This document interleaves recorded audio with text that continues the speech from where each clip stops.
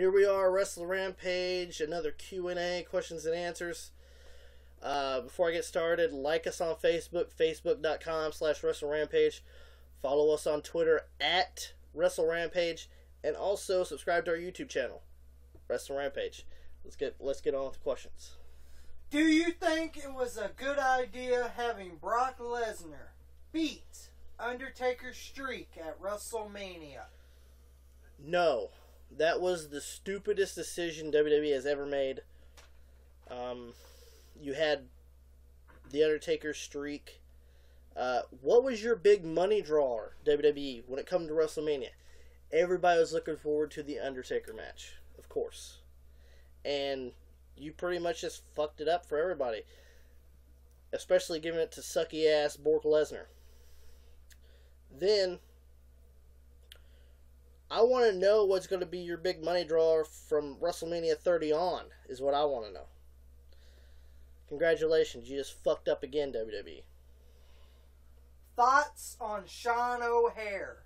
Sean O'Haire, tremendous fucking wrestler. I love the shit that he did in WCW when he was teaming with Chuck Palumbo, the Natural Born Thrillers. That was cool.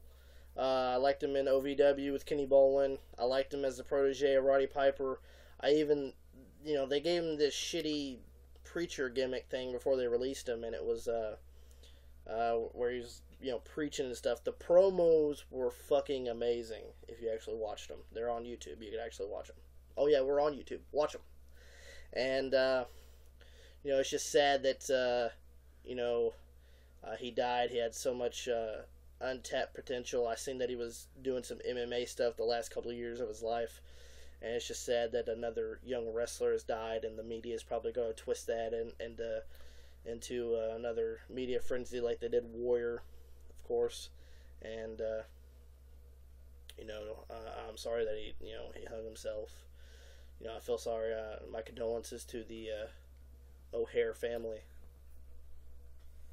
Your opinion on Muhammad Hassan and Daivari?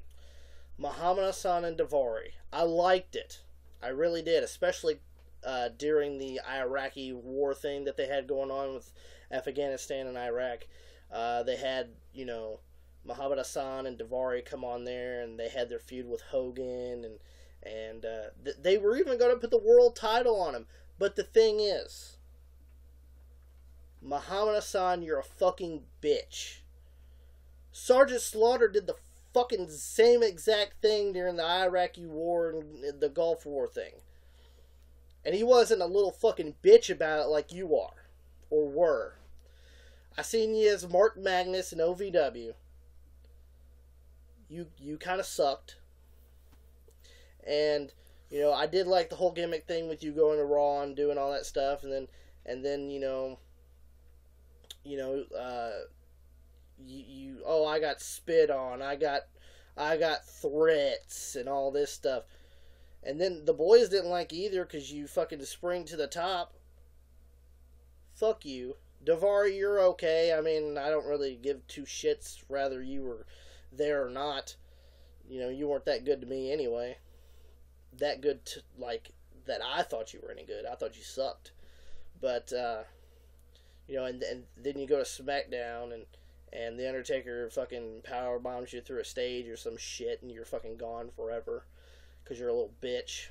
But, you could have been fucking big time, but you were a puss. So, give me an example of WWE's track record on degrading talented wrestlers. Alright, Dolph Ziggler, of course. Talented as a motherfucker, promos, wrestling wise, he sells like a sumbitch. Then you just now, after 7 or 8 years, give him a fucking credit that he deserves as the Intercontinental Champion. Daniel Bryan, they fucking released him after a little while with NXT. Because something about choking Justin Roberts with his necktie, and there's necktie laws now, apparently. So, the list goes on and on. Owen Hart not winning the World Heavyweight title, which was stupid. The WWE Championship. Great wrestler, and you guys fucking kill him with a freak accident. the list goes on of many guys that you fucked over that were really talented. A lot of the Ring of Honor stars that came in, Cassius Ohno, which was stupid. He's not fucking, he's not Japanese or anything. He's fucking Chris Hero, and you guys fucking release him. Great fucking talent. The list goes on and on. Is Kane a shell of his former self? Kane, I don't know what the fuck you're doing with this authority bullshit. I don't know what the hell that is. I don't really watch it that much. But I see you coming out in fucking slacks. You wrestle in fucking slacks. Really? In 1997, when you debuted, you came in, ripped the fucking Hell in a Cell door off the fucking hinges to get to the Undertaker. You had the muscles, you had the mask, you had Paul Bearer, you fucking were unstoppable, you beat everybody's fucking ass. Like, I even liked you when you unmasked in 2003. I think you went stale around 2008. And, now you're still Kane, but he's a shell of his former self. You suck now. Worst WCW champion of all time. Alright, there's two for me. One is David Arquette. Worst decision ever to put him as a World Heavyweight Champion. And especially,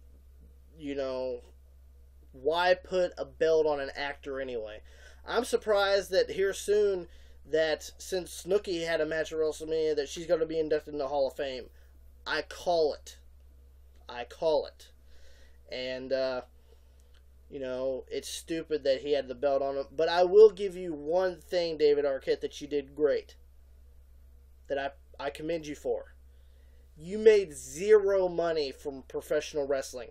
All the money that you earned, you gave to Owen Hart's family and Brian Pillman's family, and I commend you for that.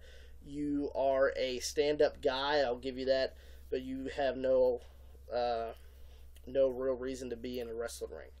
Secondly, Vince fucking Russo.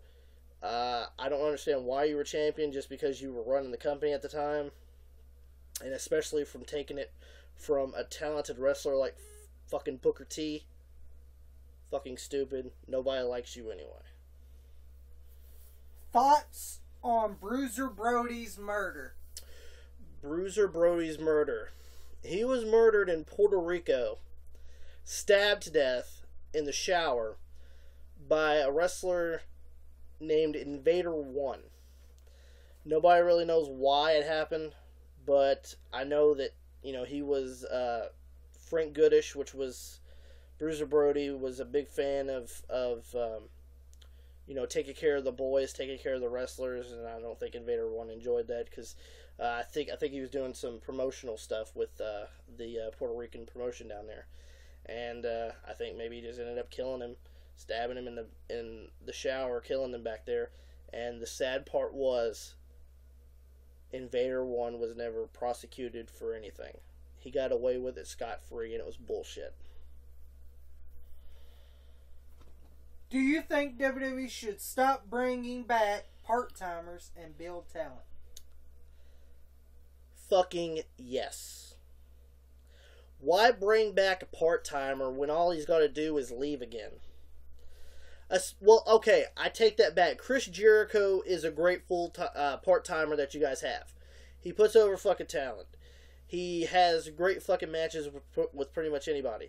The thing that I have a problem with is you actually put your world title on The Rock, fucking Brock Lesnar, and stupid fucking people like that, which is fucking stupid. You're not going to have a champion for very long, and, just because they're going to fucking promote a movie, or they're going to fucking, they're fucking doing stupid shit like that.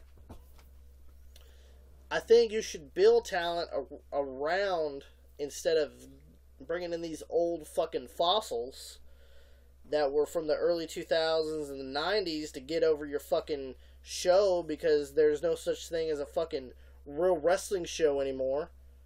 It's fucking stupid. And I think that was the last question.